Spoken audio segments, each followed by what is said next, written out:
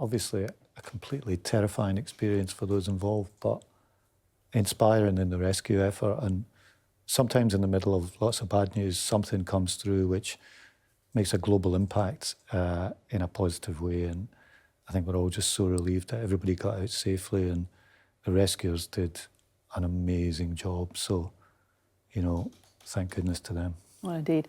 Another bit of positive news, I suppose you could say, yesterday was the public borrowing figures that we got. Slightly better than expected. So the government means they have slightly more money than predicted, not much. But fundamentally, there is no spare money around, is there? Do we have to accept that whoever wins the next election, austerity is here to stay for a number of years? No, I don't think we want austerity, but we do want responsibility. What's the difference?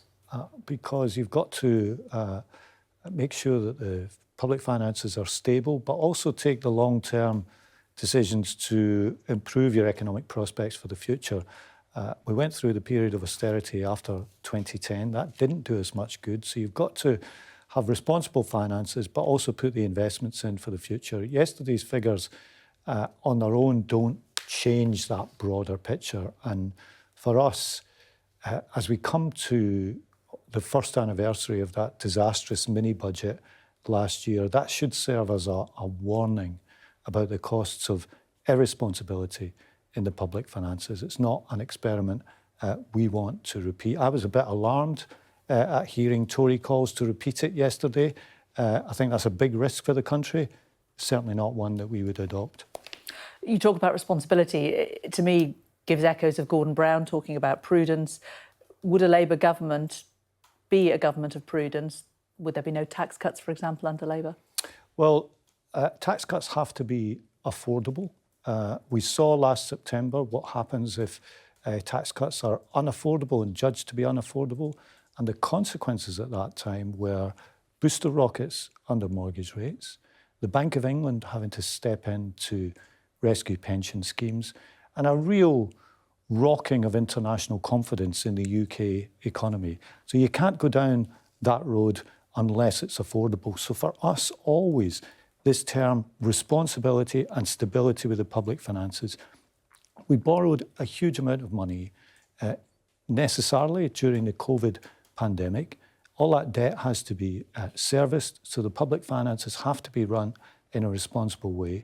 And at the same time, we've got to look at our economic growth and say, what investments do we need to make to improve our prospects in the future, whether that's in the green transition, whether that's in life sciences, whether that's in other ways to make sure that we improve growth in the future. But it's got to be done in a responsible way. Otherwise, you run the risks that the government ran last September, and the consequences were disastrous.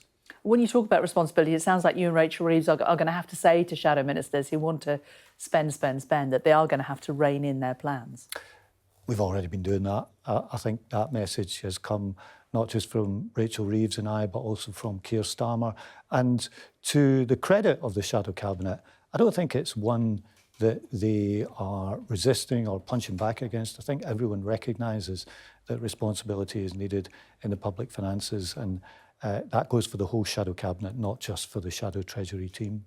Labour's made much of its plans being fully costed, but when it comes down to nailing you down to how much you're going to spend on various things, we get nothing. We're constantly told you're going to have to wait till closer to the election because you need to know what the economic conditions are. I mean, how close to the election is it going to be when you're going to tell us this? I mean, 8 weeks, 6 weeks? There's good reasons to take that approach, because the way this budgeting process works, the Office for Budget Responsibility produces a report twice a year.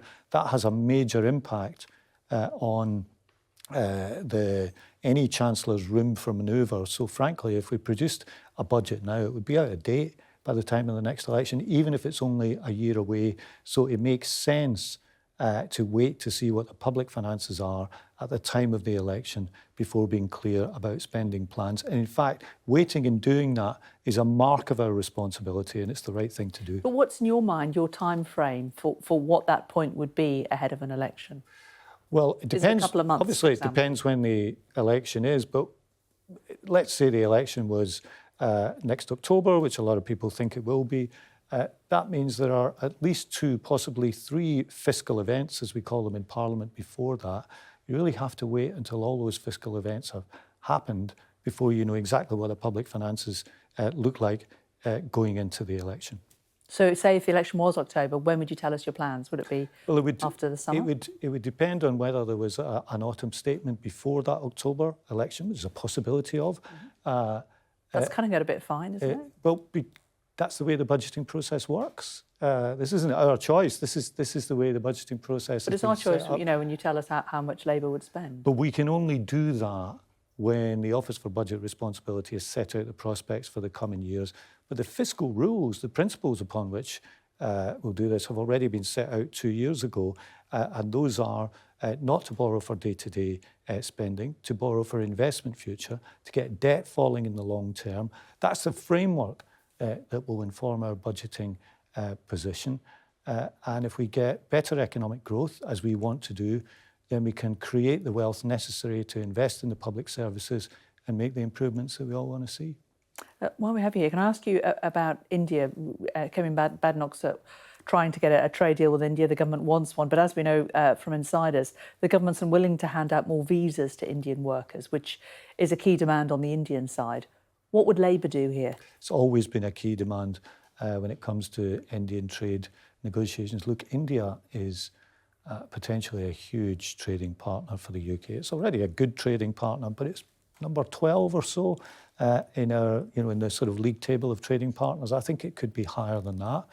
With so all no these more Indian visas from Labour? Well, all these things have to be negotiated, but the critical point with these trade deals is content is more important than rushing to a signing ceremony. And we saw the cost of the rush to a signing ceremony in the trade deal with Australia, where the UK didn't stand up enough for its own interests. Interests are at the heart of trade deals for all the rhetoric about them.